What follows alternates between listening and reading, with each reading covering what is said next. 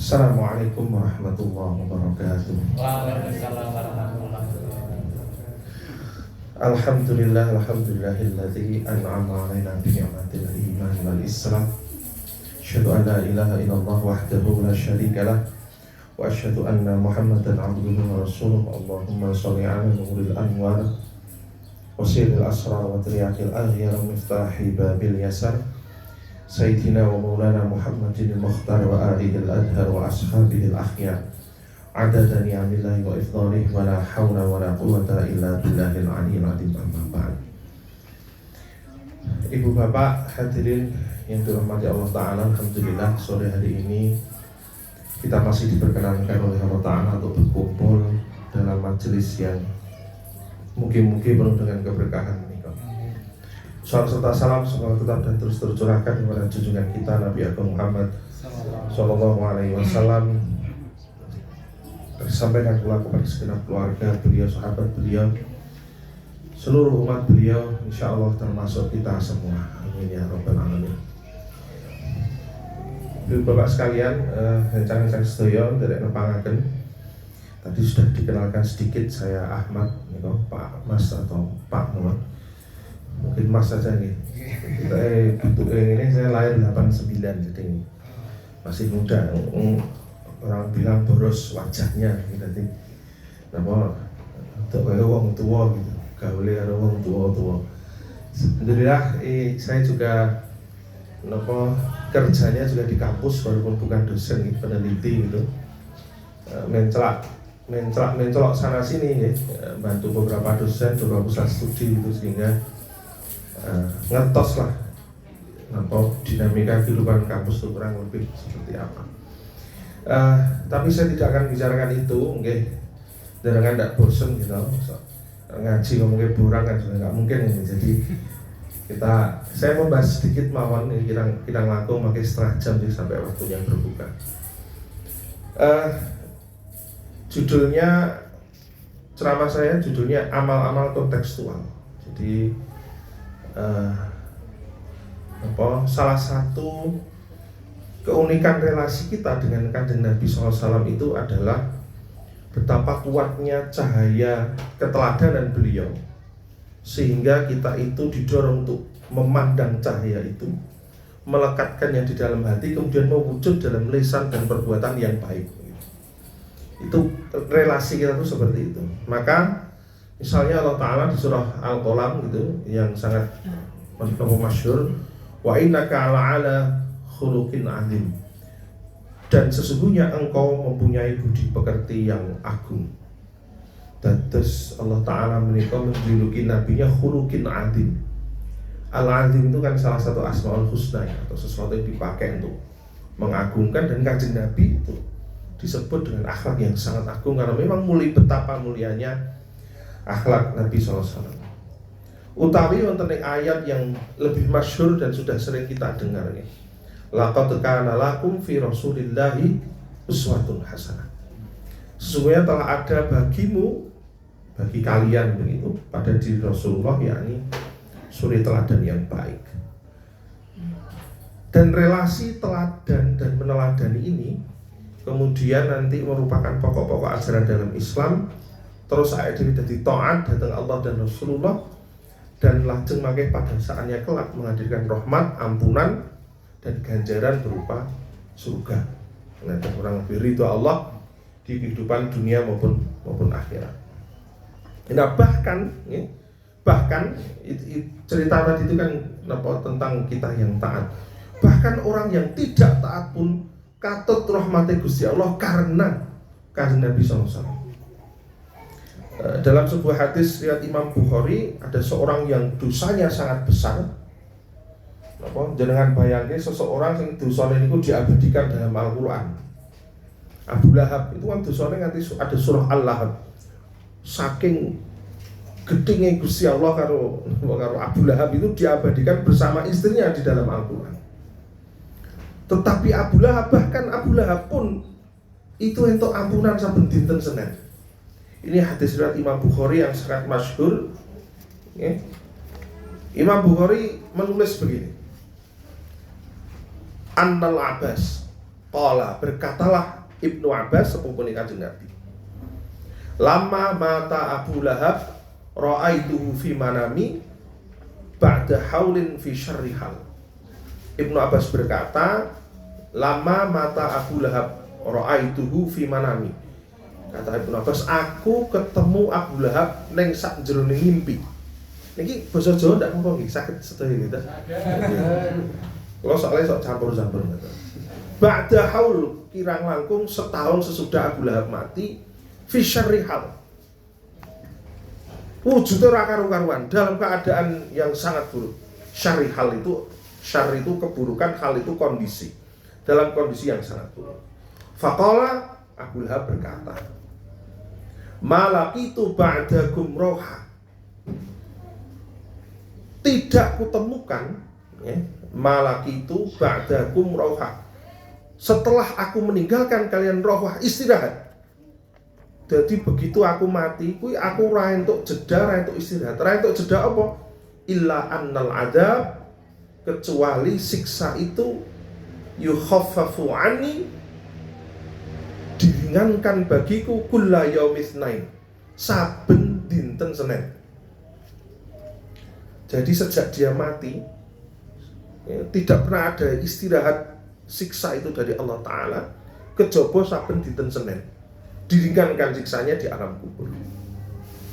Qala, Ibnu Abbas menjelaskan, anna Nabiyya sallallahu alaihi wasallam wulida yaumil itsnain, yaumal itsnain, nalikane Kanjeng Nabi itu lahir teng dinten Senin.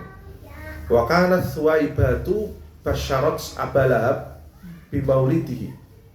Dan yang namanya Suwaibah, budaknya Abu Lahab, basyarat Abu Lahab, ngabari Abu Lahab bi maulidi, kelahiran ponakane Nabi Muhammad dengan ponakane Abu Lahab. Fa'ataqaha, dan karena Abu Lahab niku seneng banget ponakan sing dinten-teni akhire lahir, Suwaibah niku sing ngabari itu dibebaskan, dimerdekakan. Wes saiki itu budakku, kowe orang yang merdeka.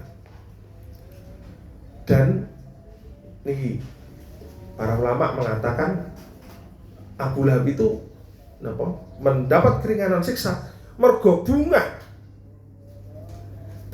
ketika Nabi Muhammad lahir.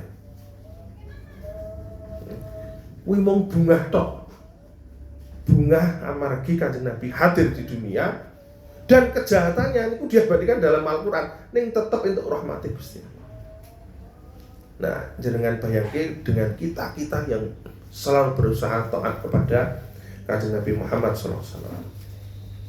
Kanjeng Nabi pada kesempatan lain juga pernah ngendika, kuntu nabiyya wa adamu bainar ruhi wal jasad. Aku direncanakan dadi nabi sejak Adam masih dalam keadaan antara ruh dan jasad. Jadi ini keistimewaan Kanjeng Nabi. Kenapa kok sampai seperti itu? Kanjeng Nabi juga pernah ngendika, laukana Musa hayya, umpamane Musa urip ning zamanku, lama wasa'ahu illa ittiba'i. Tidak ada pilihan bagi Musa, mesti ngetutke aku. Kata Kanjeng Nabi. Dan Kanjeng Nabi juga bersabda, adabini Rabbi, Allah telah mendidikku, Allah telah mendidikku nih, adabani Rabbi, aku dididik oleh Rabbi, oleh Tuhanku, fa ahsana ta'dibi, dengan sebaik-baik pendidikan. Maka ini bagian pertama dari ceramah saya menikah tentang kenapa Nabi perlu diteladani dan betapa besar keberkahan dari kita meneladani Kanjeng Nabi Muhammad SAW.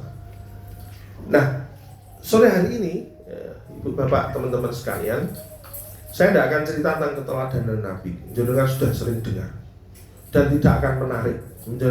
Paling wis tahu wis kurang lain. Nah, saya akan mencoba menceritakan yang lain, bahwa keteladanan Nabi ini kemudian ditiru oleh para ulama sebagai pewaris ajaran Nabi, sehingga kita kemudian bisa merunut akhlak-akhlak itu dari para ulama kita. Maka kalau mahasiswa santri itu pas banget karena keteladannya adalah para ulama. Jenengan itu jajane para ulama tenan, karena akan Karena konsepnya bukannya perguruan tinggi sih, tapi juga pesantren. Pesantren itu punjernya adalah ketokohan dari ulama, bukan hanya ngomong tapi ngelakoni. Nah, para ulama melakoni itu seperti yang dikisahkan oleh dalam kitab Mim Ma'arif As-Sadat As-Sufiyah.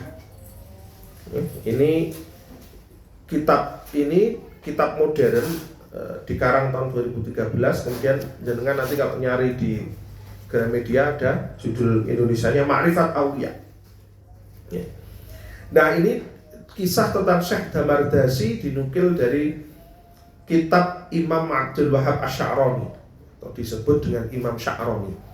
Imam Sya'rani itu punya kitab judulnya At-Tabaqatul Kubra Lawaqihil Anwar fi Tabaqatil Ahya.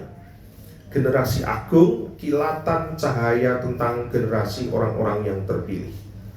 Imam Sya'rani itu sangat masyhur dari Mesir gitu, dan karena ilmunya sudah paripurna, beliau mendapatkan julukan sebagai Al-Muhaqqiqin wa Zudwatul Ma'arifin, pemuka ahli kebenaran dan teladan orang-orang yang ma'rifat. Nah, Imam Sya'rani dalam kitab Tabaqat tadi itu mengisahkan namanya Syekh Damardasi. Beliau mengisahkan karena kenal dengan Syekh Damardasi kirang langkung 15 tahun. Nah, diceritakan dalam kitab itu Syekh Damardasi suatu ketika mendapatkan nasihat dari gurunya. Gurunya ngendika ngaten tentang Damardasi. Wahai Damardasi, semua adalah perbuatan tanganmu. Takutlah engkau memakan sedekah dari orang lain, sebab mereka akan saling berbagi kebaikan denganmu di akhirat kelak. Mendengar nasihat ini, kemudian Syekh Damardasi mencari tanah kosong, kemudian berladang di sana setelah mendapatkan izin dari penguasa setempat, membangun gubuk untuk hidup bersama istrinya selama menggarap lahan selama kurang lebih 15 tahun.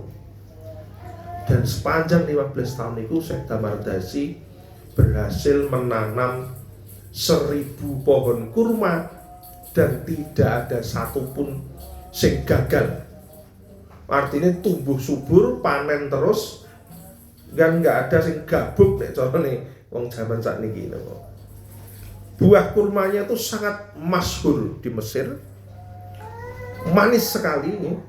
Bahkan dikisahkan ada seorang pedagang yang mencampur kurma dagangannya dengan kurma dari kebunnya Syekh Damardasi, terus didol itu ya payu laris, saking iso katut manisnya itu, saking besarnya keberkahan itu. Nah, saat merawat kebunnya, nah ini yang menarik di sini, Syekh Damardasi menanaminya sendiri dan hampir tidak tidur demi menjaganya. Nah, Imam Sya'rani yang punya kitab Tabaqat tadi itu beberapa kali menemani beliau tidur dan melihat Syekh Damardasi itu tidur hanya sejenak. Selebihnya antara duduk merenung atau yang lebih sering niku muter gubuke atau muter teng napa lahannya sing 1000 kurma niku sambil ndres Al-Qur'an. Jadi menjaga kebunnya sambil mendres Al-Qur'an hingga menjelang fajar. Dan 1000 pohon kurma niku nek sudah panen begitu, itu hasilnya dibagi 3. Yang sepertiga untuk kepentingan kebun itu sendiri, sepertiga untuk dimakan keluarganya Syekh Damardasi, dan yang sepertiga untuk orang fakir, orang miskin, orang yang menginginkan, dan orang yang datang kepadanya. Dan di situ Syekh Damardasi juga bangun pesantren ya, carane sakniki. Setiap hari mengkhatamkan Al-Quran ditujukan untuk Kanjeng Nabi dan Syekh Ibnu Arabi, Syekh Muhyiddin Ibnu Arabi. Muridnya itu dikelompok-kelompokkan kemudian membaca 20 hizib. Terus Quran sekarang kan 30 juz. Nah, juz itu kan pembagian, sekian ayat itu jadi juz. Nah, ada pembagian lain yang digunakan oleh para ulama namanya hizib. Jadi kalau Al-Quran itu dibagi berdasarkan hizib, itu jumlahnya ada 60 hizib. Nah, Syekh Damardasi itu membagi muridnya, kemudian masing-masing kelompok itu kon maos 20 hizib sehingga dalam waktu cepat bisa khatam Al-Quran. Nah, Imam Sya'rani selama 15 tahun kenal itu mengenal Syekh Damardasi sebagai orang yang karismatik, dan ini kuncinya, melakukan urusannya dengan sungguh-sungguh. Tidak pernah Syekh Damardasi itu siang maupun malam terlihat kecuali dalam kebaikan. Jadi Imam Sya'rani membuat list kebaikannya. Dan terus ketika saya membaca tuh kayak simbah kula kan wong Gunung Kidul, wong tani. Jadi ini persis kayak bapak-bapak petani itu membuat saluran air, memanen buah, macul, menyiram, menata buah, menumbuk tepung, membersihkan tepung, mengaduk adonan, mendirikan bangunan, membuat batu bata, merapikan tanah, belajar atau mengundang orang fakir ke rumahnya. Ini kan sebenarnya semua dari motivasi gurunya. Tadi di awal, wahai Damardasi, semua adalah perbuatan tanganmu. Ojo gelem mangan sedekah, artinya nek iso jadi orang yang mandiri, kan begitu. Nek iso berbuat baik sing tuntas. Karena nek berbuat baik bareng, engko pahalanya juga dibagi bareng-bareng. Maka Syekh Damardasi serius itu dalam membangun kemandirian dirinya sendiri, sehingga iso menehi wong bisa mandiri dan selalu membantu orang lain. Gubuk Syekh Damardasi tidak pernah sepi dari orang fakir dan miskin. Bahkan, nah ini saya ketika membaca horor karena Imam Sya'rani mengeklaim tidak ada gubuk yang selalu menyajikan makanan halal untuk orang-orang miskin kecuali gubuknya Syekh Damardasi. Dengan bayangke seorang Imam Sya'rani, ulama yang besar dan masyhur, itu mengklaim sak Mesir gak ono sing panane halal untuk orang miskin kecuali Syekh Damardasi. Kok bisa bilang begitu? Karena tadi nandur dhewe, tidak butuh bantuan orang lain, dideresi Al-Quran, tadi menanam, pokoknya kabeh dilakoni dhewe, sehingga tidak ada barang haram yang masuk kecuali dari diri Syekh Damardasi sendiri. Makanannya halal karena diwakafkan dari hasil jerih payah Syekh Damardasi, dan Syekh Damardasi melakukannya bukan untuk melukai perasaan orang lain, bukan karena riya, dan bukan karena mencari popularitas. Ini teladan Syekh Damardasi menurut Imam Sya'rani. Nah, tentu teman-teman sekalian, kisah indah ini perlu diteladani tentu dengan konteks yang tepat. Kalau Nabi SAW dianugerahi dengan teladan yang agung, begitu pula dengan para ulama. Tapi inti dari itu semua adalah soal betapa totalnya pengabdian kepada Allah Ta'ala. Contoh ibadah dari Nabi dan para ulama itu selalu berada pada rentang yang luas. Artinya rentang yang luas itu Nabi mengatakan sesuatu yang tampaknya berat ngantos sing enteng. Itu ada di dalam zaman kenabian. Para ulama juga sami. Ada ulama yang nek sholat ribuan rakaat, atau Sayyidina Hasan bin Abi Thalib jajanipun Kanjeng Nabi disebut as-sajad karena sujudnya yang luar biasa. Tapi juga ada yang amalan enteng. Nabi berkata bahkan berzikir pun adalah sedekah gitu. Nah, kenapa demikian luasnya rentang ini bermakna bahwa ibadah di dalam Islam itu agar bisa menjangkau semua keadaan hamba. Jika Nabi dan para ulama menika nyontoni kok sing enteng-enteng mawon, mesti awake dhewe nyepelekke. Kok awake dhewe dikeki sing ngabut iso nyepelekke gitu. Apa nek Kanjeng Nabi nyontoni sing enteng terus. Tetep nyepelekke menungso. Tetapi sebaliknya, kalau Nabi dan para ulama nyontoni abot kabeh, niku kira-kira biyen ora ana wong Islam tentunya ini. Karena semuanya ibadah menjadi terasa berat. Maka inilah hikmah dari rentang kesulitan ibadah yang dicontohkan Nabi dan para ulama. Nah, tetapi yang perlu kita sadari bersama adalah bahwa agama itu tidak mempersulit. Allah berfirman, yuridullahu bikumul yusra wala yuridu bikumul usra. Allah tidak menghendaki kesulitan, Allah menghendaki kemudahan dan tidak mengendaki kesulitan. Itu firman Allah yang sangat masyhur. Jadi agama ini tidak untuk mempermudah, tidak untuk mempersulit. Kanjeng Nabi dalam sebuah hadis muttafaqun alaih, artinya disepakati oleh Imam Bukhari dan Muslim, itu juga berkata, idza amartukum bi amrin, apabila aku perintahkan kepada kalian mengerjakan suatu perkara, fa'tu minhu, laksanakanlah mastata'tu, sesuai dengan kemampuan kalian. Sesuai dengan kemampuan kalian. Ya, dalam sebuah kaidah fikih ini ada satu yang terkenal, ma la yutraku kulluhu la yutraku kulluhu. Kalau sesuatu tidak bisa dikerjakan semuanya, ojo ditinggal kabeh. Maksudipun salat niku kan Kanjeng Nabi nyontoni ngadeg, ruku, ya, sujud, duduk di antara dua sujud gitu.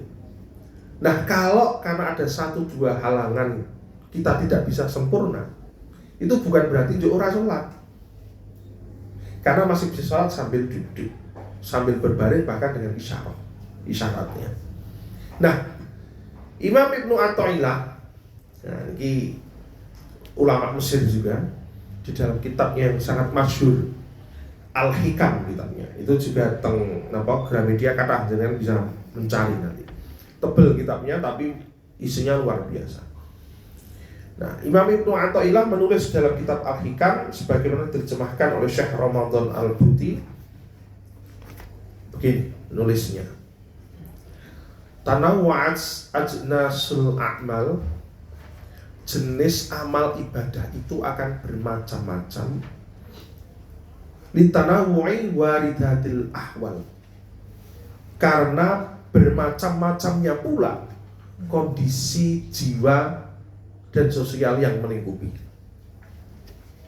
Nah, jadi Imam Ibnu Athaillah ingin mengatakan bahwa menungso mengko niku amale macam-macam bentuknya karena kondisinya masing-masing berbeda. Nah, Imam Asy-Syarqawi kemudian mensyarah atau menjelaskan bait ini dengan mengatakan begini. Jenis amal berbeda-beda pada para pelaku amal karena berbeda-bedanya warid. Tadi waridatil ahwal, kondisi warid-warid itu pengalaman ruhani yang datang.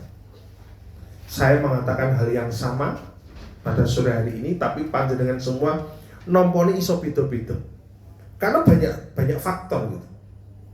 Dan amal Anda yang dilakukan nanti akan bermacam-macam karena kondisi itu juga bermacam-macam. Dan itu tidak masalah. Yang menghasilkan keadaan hati sehingga mengakibatkan kecondongan terhadap amal masing-masing. Konteksnya akan ada sendiri-sendiri. Maka dari itu kata Imam Asy-Syarqawi, Anda akan menemukan murid yang sibuk dengan salat dan sebagian lain sibuk dengan puasa. Artinya, Bapak Ibu sekalian, teman-teman sekalian, nah Ramadan kan jelas ya, wajib. Ada wajib kita lakukan. Tapi soal yang sunnah-sunnah itu ada banyak pilihan. Dan mana yang bisa kita mampu, itulah yang akan kita lakukan.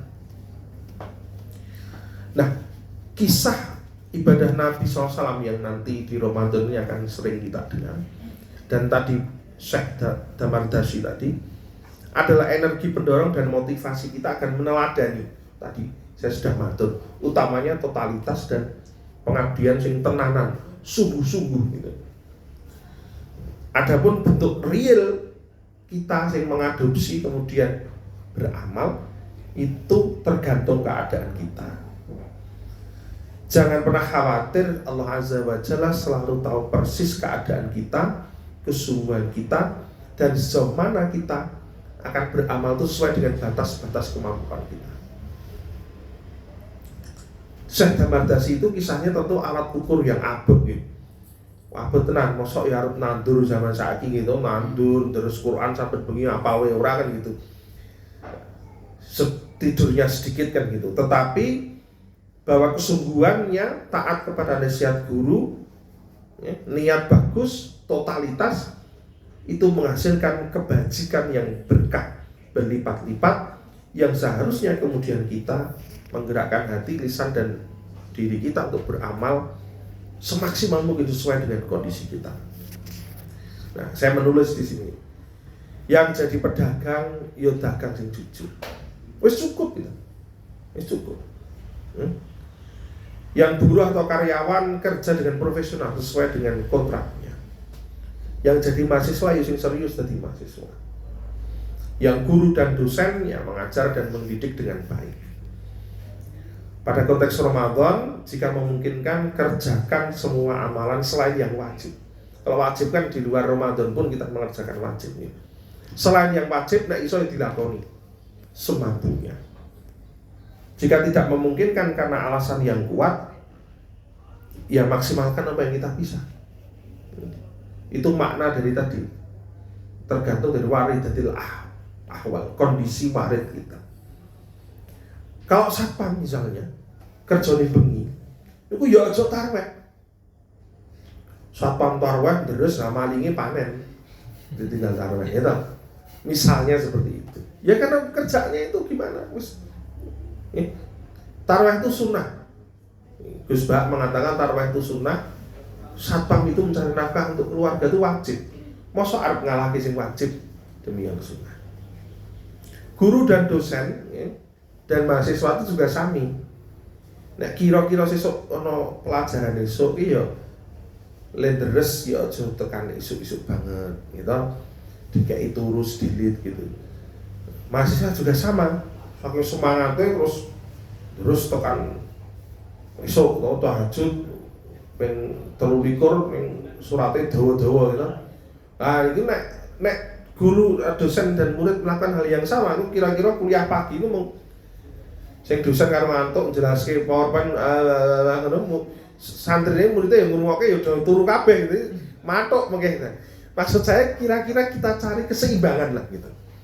Dari keseimbangan ya kalau kita ya lah nek kita tahu mahasiswa kita tuh yo ibadahi sing kuat yo kuliah jatuh tabut misalnya kasih tugas teman adik-adik ini anak aja kuis saja nanti kerjakan di kamar nanti tumpuk jam sekian misalnya monggo nanti bisa yang penting tadi jangan sampai sesuatu yang wajib itu kita kalahkan terhadap sesuatu yang sifatnya tidak wajib. Dan itu tadi yang penting adalah sesuai dengan kondisi kita masing-masing. Tidak masalah, Allah Maha tahu selama niat kita baik. Dan oleh karenanya Imam Ibnu Athaillah itu di dalam setelah bait menjelaskan waridatul ahwal tadi, memaklumkan bahwa kondisi amal itu akan berbeda-beda sesuai dengan kondisi masing-masing. Nah, Imam Ibnu Athaillah kemudian menulis selanjutnya sebagai lanjutan dan penjelasan itu. Al-a'malu suwarun qa'imah. Amal itu adalah kerangka yang tegak. Wa arwahuha wujudu sirril ikhlasi fiha. Ruhnya adalah rahasia keikhlasan di dalamnya. Nah, Imam Asy-Syarqawi menjelaskan begini tentang bait ini. Amal lahiriah adalah ibarat individu yang tak bernyawa sehingga tidak mengandung manfaat. Amal itu. Dan nyawa yang membuatnya hidup sehingga mampu mendatangkan manfaat adalah keikhlasan. Nah, poinnya ada di sini. Para ulama itu menjelaskan ini dengan kata-kata yang mulia. Imam Ibnu Athaillah tadi al-a'malu suwarun qa'imah wa arwahuha wujudu sirril ikhlasi fiha. Ini Ibnu Al-Hikam itu dikenal dengan bait-baitnya yang indah sekali. Ya, sangat indah. Imam Asy-Syarqawi juga menjelaskan dengan kalimat yang bagus. Tapi nek wong Jawa niku memahami bait ini gampang. Amal tanpa keikhlasan niku ibarat batang.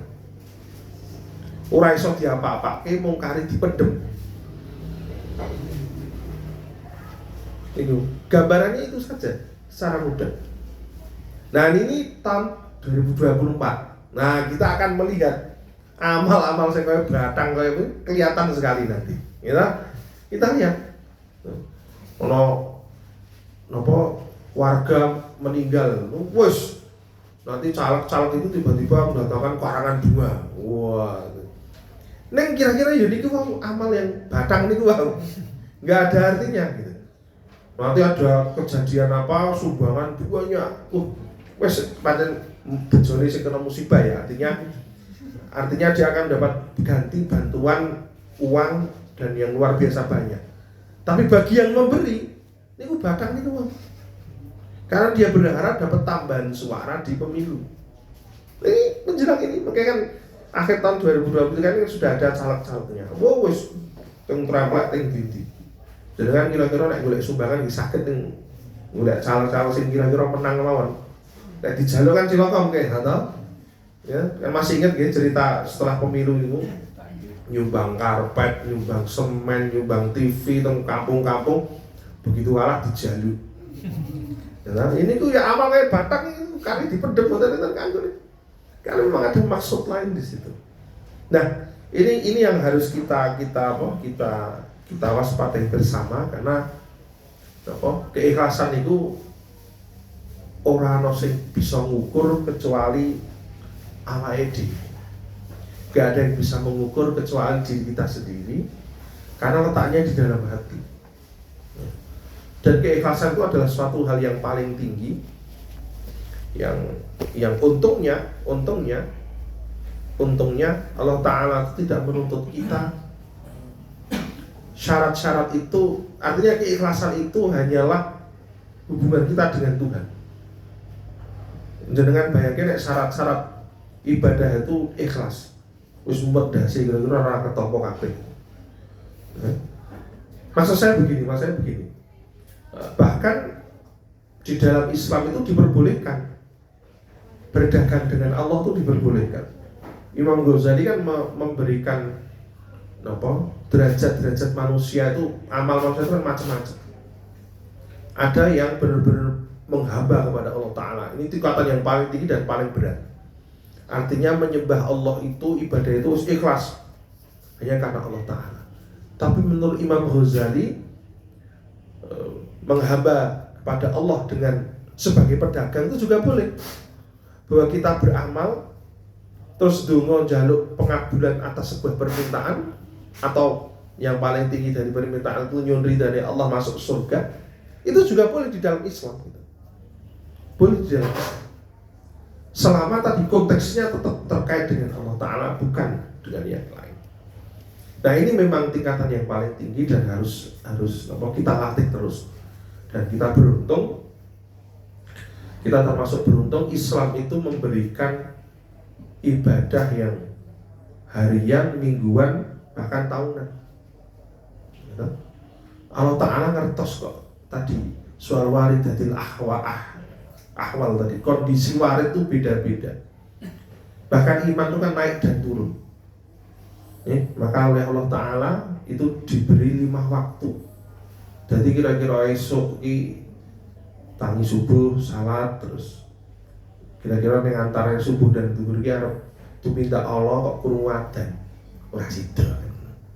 Antara zuhur karo ngasar wis lali karo Gusti Allah ana kerjaan, lagi arep tumindak elek kelingan krungu adzan salat ngasar. Ora sida meneh. Nah, ini naik turun ini dikompensasi oleh Allah Ta'ala dengan kewajiban-kewajiban sehingga kita bisa terus menjaga diri kita. Ini harus kita syukuri sehingga kita bisa terus melatih lebih-lebih di bulan Ramadan ini. Dan bagaimana penghambaan yang ikhlas itu? Logika paling mudah itu diajarkan oleh Nabi SAW ketika suatu saat beliau ketahuan oleh Sayyidatina Aisyah itu sholat malam, kakinya sampai bengkak dan nangis ndedonga dhateng Gusti Allah sampai jenggotnya basah. Sayyidatina Aisyah tanget, wahai Nabi, jenengan pun maksum, diampuni dosanya yang lalu dan yang masa datang, masa yang akan datang. Lah kok isih ndonga nangis iki pripun? Nabi menjawabnya sederhana, aku ora oleh menjadi hamba yang pandai bersyukur. Nah, ini adalah salah satu cara yang menarik bahwa salah satu cara menghidupkan keikhlasan adalah ibadah kita itu adalah rasa syukur datang Gusti Allah Ta'ala. Betapa banyak nikmati Gusti Allah sing ora iso dhewe itu. Ya. Kalau teman-teman kesehatan paling gampang kan soal oksigen ya, logika paling gampang. Oksigen itu ada lahir cengar ya nanti sak modare gratis. Begitu ke rumah sakit, kula duwe asma. Wow, paling susah megap-megap.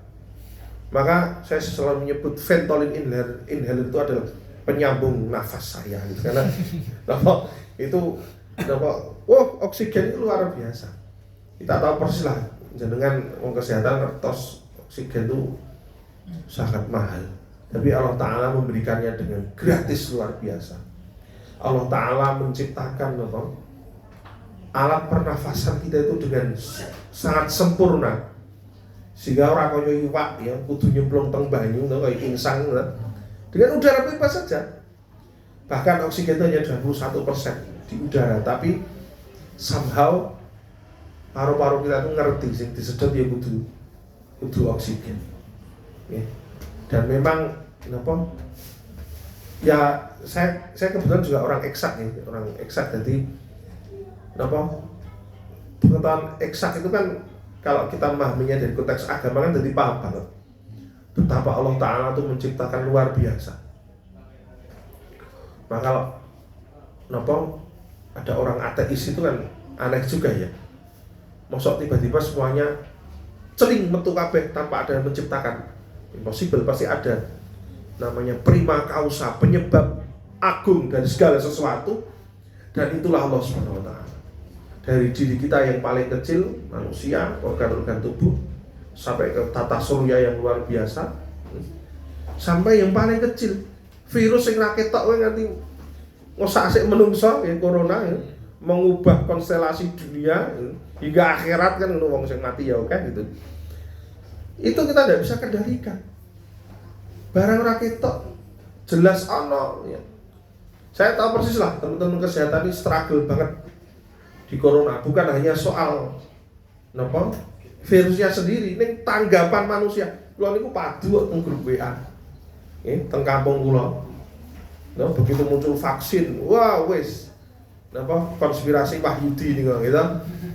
Wah, kula paling ngayal nih. Saya bukan orang kesehatan, ini kula paling ngayal. Saya sempat gini di sebuah grup WA. Bapak nek mboten percaya, rasa ngejak liyane. Nek jenengan dipercaya dan orang ikut-ikutan kemudian mati, jenengan katut dosane, saya bilang gitu. Saya tahu orang-orang kesehatan tuh gedeg tenan karo berita-berita itu. Saya bukan orang kesehatan, nek bahkan beberapa khutbah saya itu membahas pandemi. Saya membuat khutbah judulnya 3 hikayat untuk penanggulangan pandemi. Wonten niku penceramah teng YouTube. Ini adalah hanya bisa diselesaikan dengan Al-Qur'an. Waduh, sahabat ya, ini mesti aneh-aneh ya. Yang namanya ini adalah yang namanya tanah suci itu tidak pernah terkena pandemi. Ada yang nge-share itu di grup WA, saya bantah. Mas, itu sing ceramah belum tahu maca kitabnya Ibnu Hajar. Ada kitab wabah, itu menceritakan sejarah wabah di zaman Muslim, dan haji berhenti itu bukan hanya karena corona. Zaman ulama 600 tahun yang lalu itu wabah sudah berulang kali terjadi dan ibadah haji juga ditunda beberapa kali. Jadi kalau ngomong ini untuk menghalangi Islam, nyun sewu, wong goblok sakjane, wong kurang maca gitu loh. Tiba-tiba berkesimpulan seperti itu. Nah, maka kesempatan kita di pandemi itu menjadi luar biasa, dan saya apresiasi luar biasa kepada teman-teman kesehatan karena struggle-nya sudah gila-gila. Saya kira itu dari saya, sepertinya sudah hampir atau sudah nih kata sih. Semoga bermanfaat Bapak sekalian. Ini saya di Cekelimek itu bisa kemana-mana ya. Jadi sebenarnya nggak mau bahas pandemi itu, tapi kan karena ini kesehatan, jadi saya harus nyinggung sedikit-sedikit. Ada banyak hal yang saya bisa sampaikan, cuman ini saja karena terbatasnya waktu. Semoga nanti bisa ketemu di kesempatan berikutnya. Wallahul muwaffiq ila aqwamit thoriq. Wassalamualaikum warahmatullahi wabarakatuh. Waalaikumsalam warahmatullahi wabarakatuh. Alhamdulillah, masya Allah. Jazakallahu khair, Ustaz, Amin amin. sudah menyampaikan terkait dengan